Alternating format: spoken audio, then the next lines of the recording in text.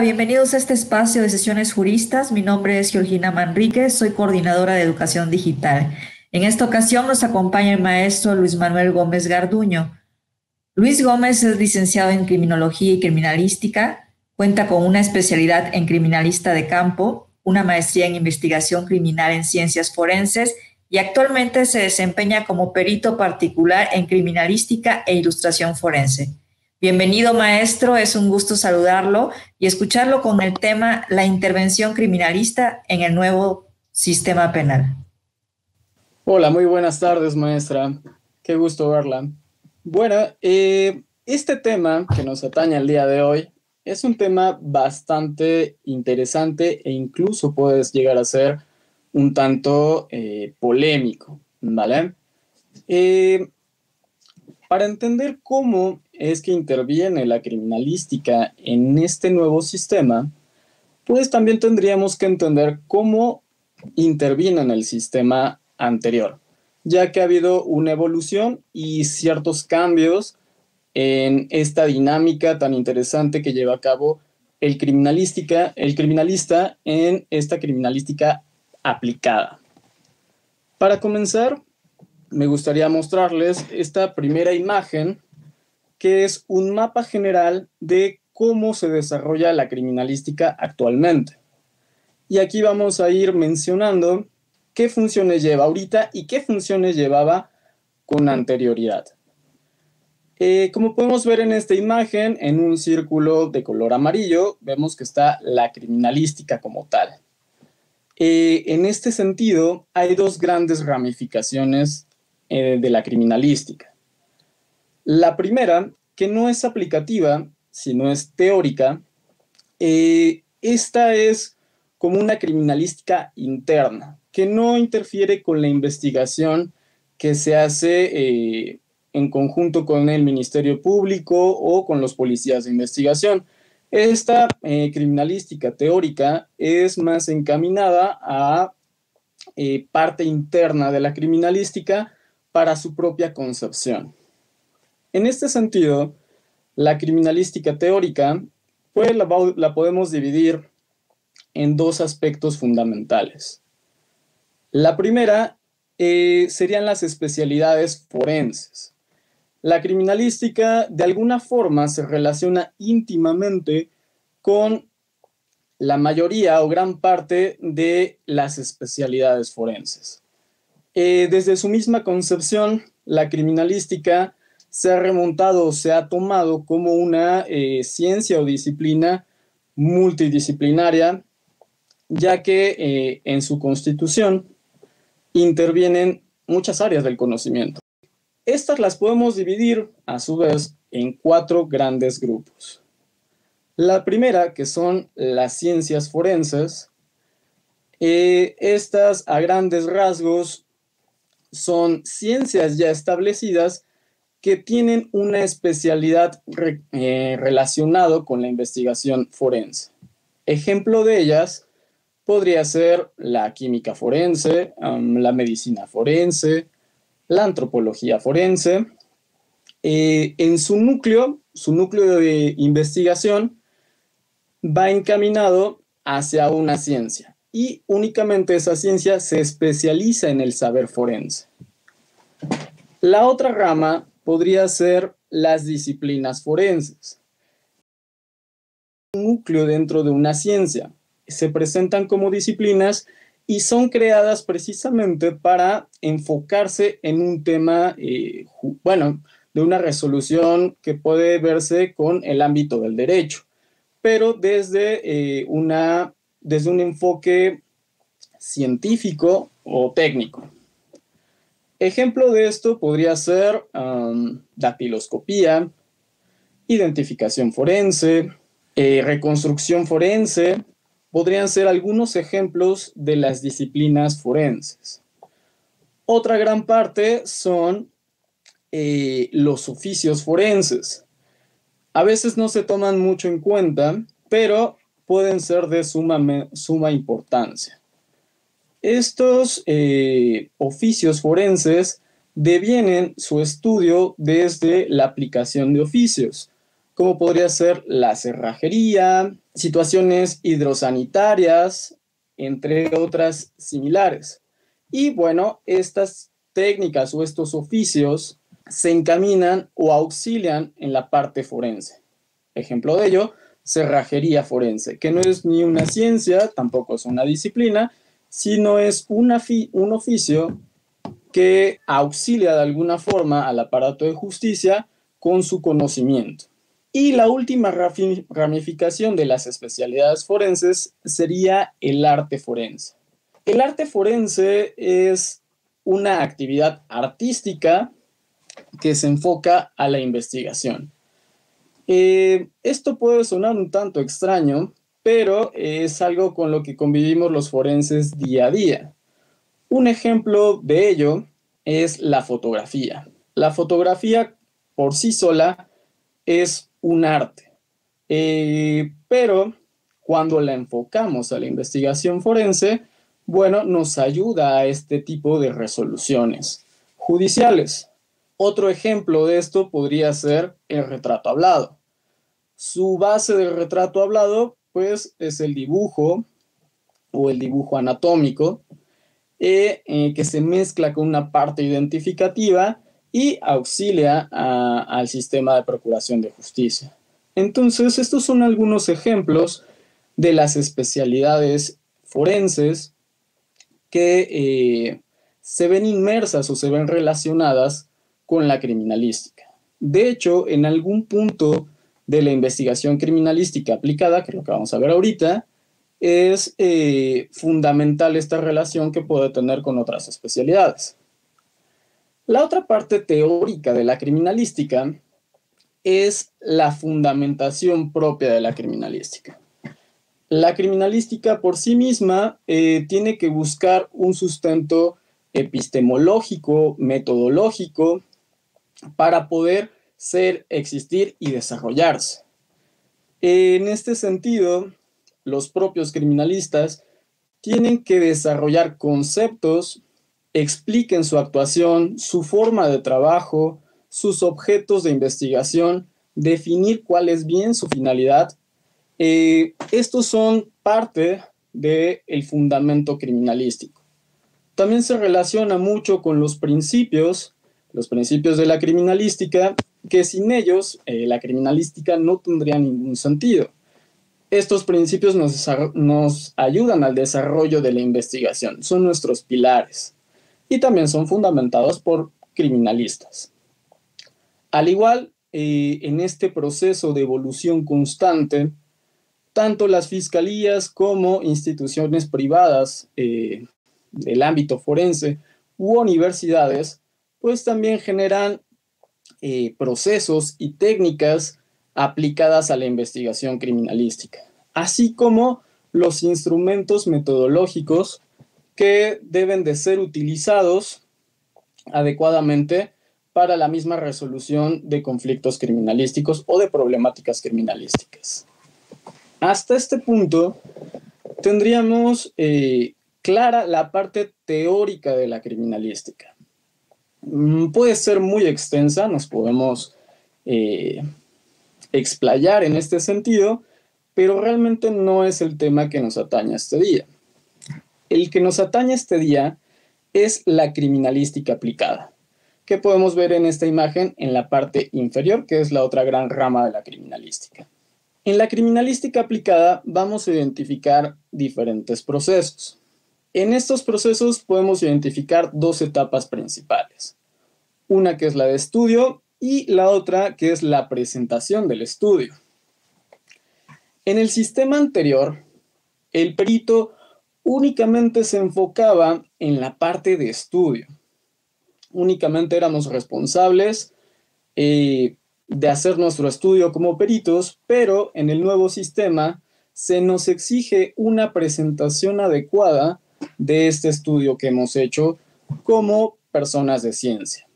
Pero, bueno, vamos a comenzar con esta etapa de estudio. Esta etapa de estudio, a su vez, la podemos dividir en dos ramificaciones principales. La primera sería la toma de datos. La toma de datos se puede definir como este proceso de recabación de información que nosotros como criminalistas utilizamos para la resolución del problema criminalístico o del problema planteado si estamos hablando de investigación científica. En este aspecto, podemos tener tres diferentes posibilidades para recabar esta información o estos datos. La primera es la criminalística de campo, que hoy en día es la que más se conoce, la que más se estudia, la que más se desarrolla, la que más se enseña, y se basa en la recolección y procesamiento de indicios en el lugar de investigación. Aquí el perito lleva a cabo diferentes etapas de un proceso específico para desarrollar en este lugar de intervención.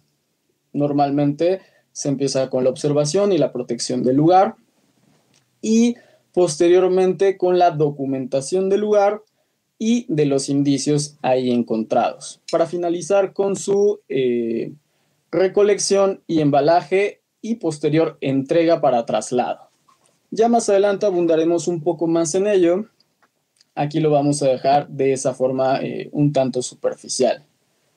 La siguiente posibilidad del criminalista para tomar datos es en la criminalística de laboratorio.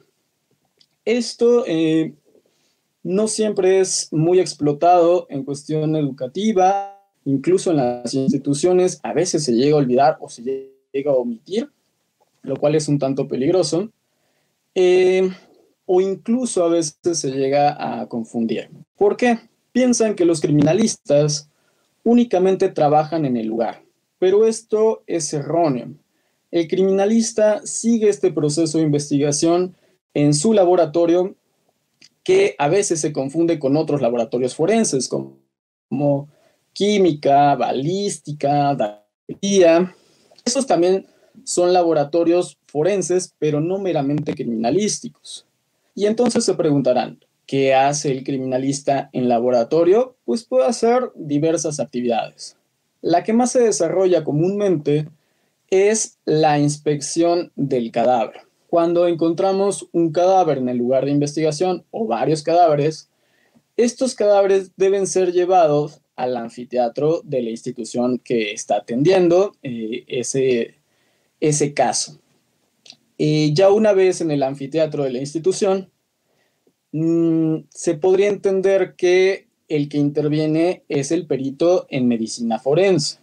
Pero antes de que intervenga el perito en medicina forense, el criminalista también debe intervenir. ¿Qué va a hacer el criminalista? Bueno, el criminalista en un primer momento va a hacer una búsqueda general de indicios en la superficie del cadáver, así como lo está encontrando, y posteriormente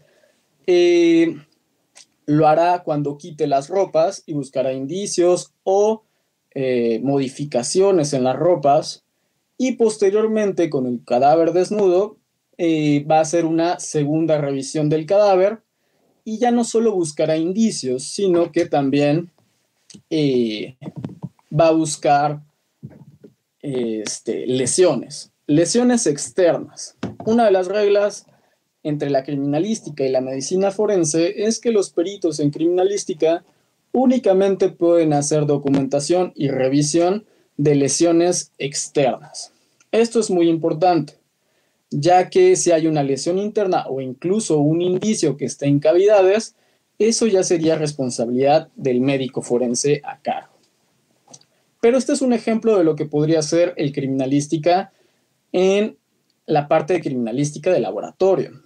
Otro ejemplo sería estudio de objetos dentro del laboratorio de criminalística.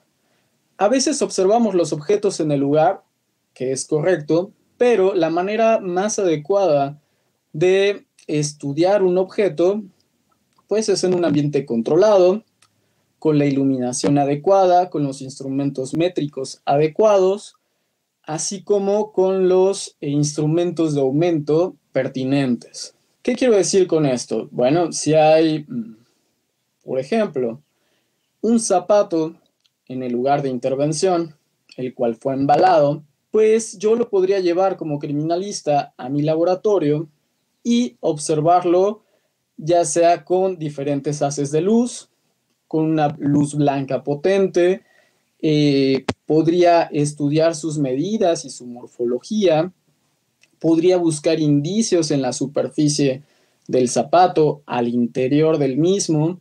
También podríamos buscar indicios en la superficie de la suela y sobre todo observar la morfología, por ejemplo, de la suela, sus dimensiones, su estructura.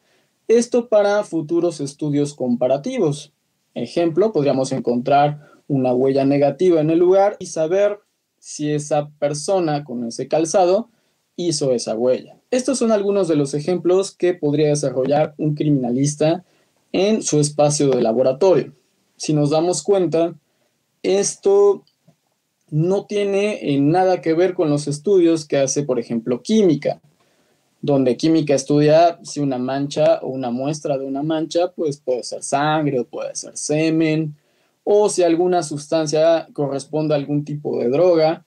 Eso pertenecería a el laboratorio de química, a diferencia del de criminalística. Hago énfasis en este sentido porque normalmente se llega a confundir, ¿vale? Ok. El tercer supuesto de la toma de datos para el criminalista es la criminalística de gabinete, o también conocida como criminalística documental.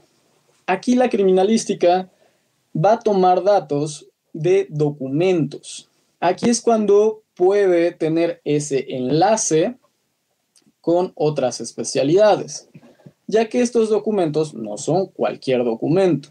Normalmente son carpetas de investigación donde ya tienen estudios anteriores de otras especialidades o de otras intervenciones criminalísticas. Y entonces yo aquí podría sacar, por ejemplo, los resultados de química, los resultados de la especialidad de tránsito terrestre, los resultados de medicina como la causa de muerte. Todos estos datos que yo como criminalista no puedo determinar, pero los tengo que utilizar para mi estudio, pues los haría en esta etapa de criminalística documental, donde me hago llegar de toda esa información que pueden generar otras especialidades u otro tipo de investigaciones. ¿A qué me refiero con otro tipo de investigaciones?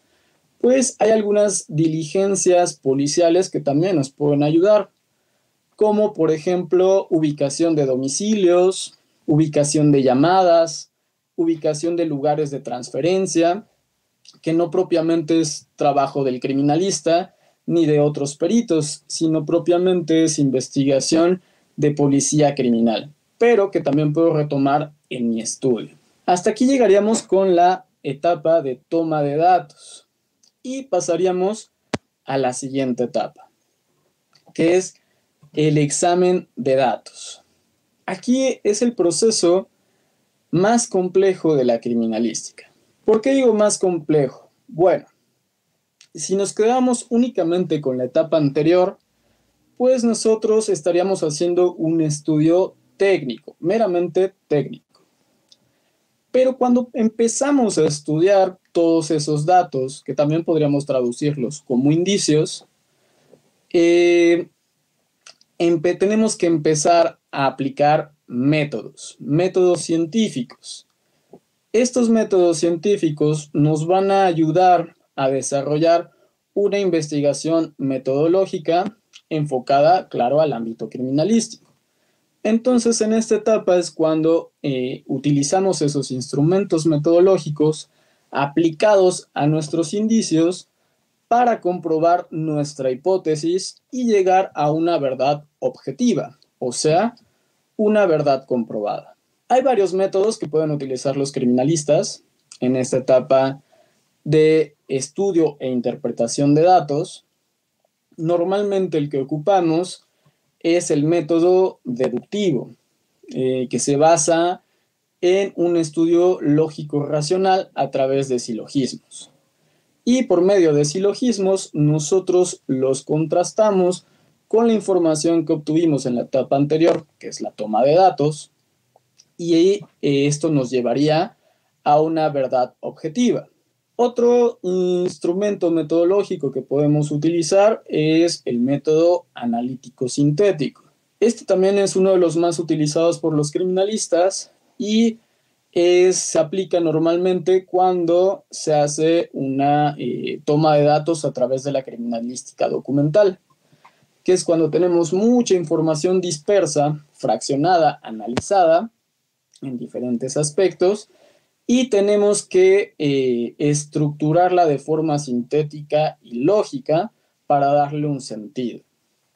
Este instrumento metodológico es también muy fiable, nos permite identificar los elementos y cómo se relacionan con los diferentes elementos que podemos encontrar en la investigación hasta que tenga un sentido adecuado y explicativo o causal del evento que estamos estudiando. Otro instrumento metodológico poco utilizado, no es muy aplicable, pero en ciertas ocasiones se puede llegar a utilizar, es el método experimental. No es tan utilizado ya que para hacer experimentación, pues se tiene que hacer una serie de pruebas en un ambiente controlado para reproducir los resultados en varias ocasiones y así comprobar algo. Entonces, ya que normalmente nuestros eventos son eventos aislados, pues es difícil replicarlos en su totalidad. Realmente el método experimental solo se ocupa para cuestiones muy puntuales o estudios muy específicos que no hablen de la totalidad del evento que se investiga, sino meramente de una fracción de él. Otro método que se podría utilizar y que en los últimos años se ha propuesto mucho para la criminalística, grandes autores mexicanos lo han propuesto y dado a conocer, es el método hipotético deductivo, que va con la corriente falsacionista. Este es un método muy riguroso, algo complejo o bastante complejo, y que normalmente es difícil ver que un criminalista lo aplique, pero con el tiempo esto va cambiando y se va normalizando. Este método se basa normalmente en lugar de comprobar nuestra hipótesis directamente, pues tratamos de refutar nuestra hipótesis. Entonces, si yo pienso, por ejemplo, que una persona ingresó a un lugar, disparó en 2 ocasiones en contra de otra persona, si esa es mi hipótesis, yo para aplicar este método tendría que buscar toda la información que podría refutar esa idea. Si yo en esa búsqueda intensa de bibliografía, de información, encuentro que nada de esa información puede refutar esa hipótesis, entonces estaría comprobando la hipótesis que yo tenía. Pero si una de esas cosas llega a refutarla, pues tendría que replantear mi hipótesis. Entonces, este proceso puede sonar un tanto extraño, un tanto contradictorio, pero una vez que se entiende, podría ser uno de los instrumentos metodológicos más fiables para la investigación criminalística. Si nos damos cuenta, en esta etapa es la parte más científica de la investigación criminalística. Retomando, este momento en que se hace el estudio y se desarrollan estas 2 etapas, la de toma de datos como la de examen de datos, podría tener 2 posibles resultados o productos criminalísticos como se le conoce. Podríamos tener informes escritos o dictámenes. Si nosotros únicamente nos basamos en un estudio técnico y solo desarrollamos esta etapa de toma de datos, pues nuestro resultado sería un informe escrito, ya que no hay una parte de examen o de interpretación de datos o indicios. Meramente se recopila la información y se presenta en un informe. Posteriormente, si nosotros a esa información le damos una interpretación a través de los métodos, pues ya no podríamos entregar un informe. lo que estaríamos realizando sería un dictamen. En el dictamen ya es una parte ya no técnica, sino técnico-científica, donde nos da resultados objetivos, o sea, resultados comprobables. Esta información, tanto del dictamen como el informe escrito, pertenecen a la siguiente etapa de la criminalística, que es la presentación del estudio. O sea, en un primer momento yo hice un estudio, ahora tengo que darlo a conocer. En un primer momento se da a conocer de forma escrita o a través de un documento, que ya vimos que puede ser tanto un informe como un dictamen. Ya vimos en qué momento es aplicable el informe y en qué momento es aplicable el dictamen. Hasta este punto, esto se desarrollaba desde el sistema penal anterior. Pero ahora, en este sistema, es sumamente necesaria la oralidad, lo cual nos llevaría a otra etapa de la criminalística aplicada, que sería la presentación del estudio de forma oral. Esto se hace en una audiencia frente a un juez y frente a las partes, tanto la parte del Estado como la parte de defensa, y se hace ahí un informe oral, ya sea del informe escrito o del dictamen. Nosotros con esos dos documentos vamos a preparar una exposición para dar a conocer en esa audiencia. Esto es lo nuevo del sistema y lo nuevo de la intervención criminalística. El perito, aparte de estar preparado y facultado técnica y científicamente para esclarecer un hecho, también tiene que estar facultado para dar a conocer esa información tanto de forma escrita como de forma oral. En este punto, la transición ha sido complicada para muchos de nosotros como peritos que estábamos acostumbrados al sistema anterior. Al pasar este sistema nos costó mucho trabajo, ya que estábamos acostumbrados a hacer nuestro dictamen o informe y enviarlo, y ya no sabíamos más de ese asunto, o ya no nos preocupábamos más de ese asunto. Pero ahora, aparte de que lo mandamos, nos mandan traer para que acudamos a una audiencia y en esa audiencia expresemos de forma oral qué trabajo se hizo, qué indicios se recolectaron o se identificaron, cómo se estructuraba el lugar, qué tipo de métodos aplicamos, qué tipo de técnicas aplicamos, cómo las desarrollamos, en qué tiempo, en qué espacio, con qué instrumentos. Y bueno, todo esto lo vamos a hacer o preparar a través de un informe oral. También en estas últimas dos etapas podemos ver nuevas intervenciones del criminalista. Estas son bastante interesantes. La primera es la de el perito criminalista ilustrador, o también conocido como ilustración forense. Esta puede aplicar tanto para la etapa escrita, en informe escrito o dictamen, donde aparte de redactar el estudio o la toma de datos que desarrollamos, también podemos involucrar o complementar la información con ayudas ilustrativas. ¿Qué son las ayudas ilustrativas? Bueno, pueden ser imágenes, infografías, que son imágenes que nos aportan información escrita también, mapas mentales, animaciones, maquetas, animaciones en 2D, en 3D. Todo este conjunto de herramientas visuales o audiovisuales que nos pueden ayudar a que nuestros resultados y la exposición de nuestros datos sean más claras. Esto se puede hacer en la etapa escrita, pero también en la etapa oral. Si vemos en la parte inferior de la imagen, hay una estrellita de color verde claro que dice ilustración forense, y sobre esta, en la etapa escrita y oral, se vuelve a marcar esta estrellita verde, donde se señala dónde puede intervenir este tipo de estudio criminalístico o este tipo de técnica criminalística. La segunda estrellita, que es de un color verde más oscuro, es la del asesor técnico forense.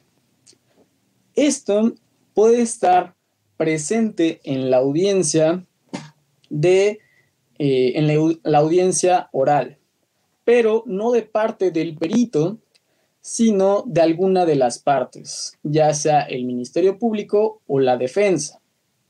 Aquí puede estar un criminalista acompañando a estas partes para asesorarlas técnicamente. ¿Por qué pasa esto? Bueno, tanto el Ministerio Público como el abogado defensor pueden ser muy buenos, muy estudiados, pero finalmente son licenciados o tienen un conocimiento en derecho y su especialidad es el derecho y pueden conocer muy bien el derecho.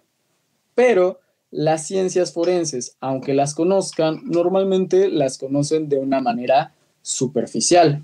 Entonces, es muy sano, muy adecuado, que tanto el Ministerio Público como la defensa se hagan de la compañía de peritos criminalistas como asesores técnicos forenses, ya que si los acompaña la información vertida por el perito que está exponiendo de forma oral su trabajo, para saber si este trabajo o este estudio fue realizado de manera adecuada, o si surge algún tipo de pregunta, algún tema que no se entendió del todo, pueda ser explicado por este acompañante asesor técnico y de esta forma la comunicación entre el perito y las partes sea más idónea. Incluso el asesor técnico forense también podría acompañar al juez en algunos casos, donde el juez lo requiera, también se le puede asesorar de esta forma, ya que también el juez es un experto muy estudiado, pero en derecho. Y obviamente no puede conocer de todo y puede que sea necesario que se auxilie de alguien con este conocimiento. Entonces, si nos damos cuenta, la intervención criminalística en este nuevo sistema ha crecido pues bastante. Aquí es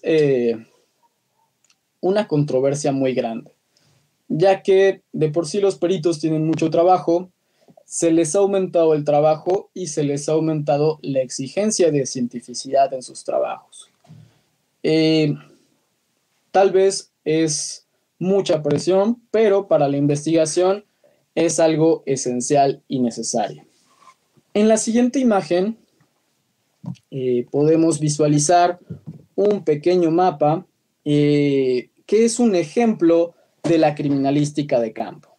Aquí podemos ver un vehículo con ciertos numeradores que identifican indicios y en la parte inferior vemos qué son esos indicios. Ese sería un ejemplo del trabajo del criminalista en campo, que como ya hemos visto es la parte más estudiada de la criminalística.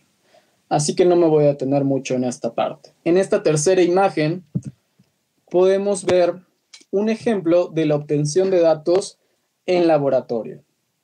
Si vemos aquí hay una vestimenta que posiblemente pertenezca a un cadáver y se ven aspectos como las formas, indicios que se encuentran dentro de esas ropas, como pueden ser manchas, restos pulvurentos, modificaciones, y toda esta parte que podríamos ir documentando no precisamente en el lugar de intervención, sino en un espacio controlado como es el laboratorio. Y finalmente, en la última imagen, podemos visualizar esta parte de la toma de datos documental o de gabinete. Si vemos aquí, casi toda esta información deviene de una carpeta de investigación, pero también puede devenir de bibliografía externa, como podrían ser libros, artículos científicos, investigaciones científicas que podrían complementar nuestro trabajo como peritos o coadyuvar a la investigación. Dentro de la carpeta de investigación podemos encontrar dictámenes, informes de otras especialidades, investigaciones ministeriales como diligencias de policía de investigación, e incluso podríamos tomar como punto de referencia declaraciones y entrevistas. Pero ojo, aquí voy a hacer un paréntesis. La información que obtenemos en esta parte de declaración y entrevistas es meramente orientativa.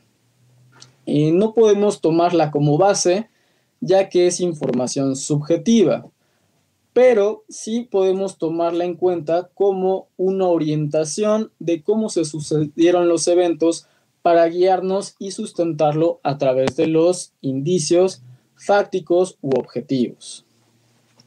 Y bueno, hasta aquí llegaría esta parte de la explicación de la intervención criminalística. Como ya les dije antes, esto es parte de una evolución. Puede que sea mucho más trabajo para el criminalista, pero también es algo muy sano. Es algo muy sano que el perito tenga la oportunidad de dar a conocer su información de forma presencial para que no existan lagunas de información entre el perito, el juez y las distintas partes. Creo que hasta aquí llegaría el tema de hoy. Muchas gracias, maestro Gómez. Me parece que la charla que el día de hoy hemos tenido con usted, además de ser interesante y permite distinguir las áreas de intervención de la criminalística, abre la oportunidad de profundizar en cada uno de estos temas. Pero bien, en otro momento lo podremos hacer. En este momento, para cerrar la sesión, me gustaría plantearle la siguiente interrogante que me parece que es de interés para nuestra comunidad estudiantil. ¿En qué deben enfatizar las instituciones educativas para preparar adecuadamente a los alumnos en este nuevo sistema? Es una excelente pregunta, maestra. Yo diría que las instituciones deberían enfatizar en este proceso de enseñanza mucho la parte de investigación metodológica. Lamentablemente, en campo y en mi experiencia como perito, he visto muchas lagunas en esta parte de la aplicación de métodos. Y con este nuevo sistema nos exige que la criminalística realmente sea científica. No que se diga científica, sino que sea científica. Y esto únicamente lo vamos a lograr cuando apliquemos los métodos científicos de forma adecuada a la investigación forense. Otro punto también importante que podrían enfatizar las instituciones son en esta parte de la expresión oral. Estar en una audiencia es un tema complicado a veces, y nos puede dar pena, nos pueden comer los nervios, se nos puede volver a olvidar la información, podemos confundirla. Entonces, hacer ejercicios constantes de audiencias creo que sería algo muy sano para los alumnos y para los futuros peritos. Otra parte que también veo importante y que también exige este nuevo sistema es esta parte de las ayudas ilustrativas. En la actualidad, lo visual o lo audiovisual es preponderante en muchas circunstancias, no solo en la criminalística. Pero como es importante en todo, va tomando más fuerza en la propia investigación criminalística. Y es un excelente medio para que se den a conocer las ideas de forma adecuada. Entonces, muchas veces es una parte que olvidan las instituciones en preparar a sus alumnos en este sentido. Entonces, creo que esas serían las 3 recomendaciones principales que les haría a las instituciones que se encargan de proveer los conocimientos adecuados para nuestros futuros peritos. Muchas gracias, maestro. A nombre de las autoridades del Colegio Jurista, reitero nuestro agradecimiento para colaborar con nosotros en este ciclo de conferencias a partir de la invitación que le realizamos y esperamos contar de nuevo con su colaboración en el siguiente ciclo de conferencias. Y bueno, a quienes nos siguieron y estuvieron visualizando esta sesión, les invitamos a que conozcan un poco más del Colegio Jurista. Para ello pueden visitar nuestra página web, que es www.colegiojurista.com, o bien pueden seguirnos en Facebook, ahí nos encuentran como Colegio Jurista. Gracias. Gracias, hasta Hasta luego. pronto.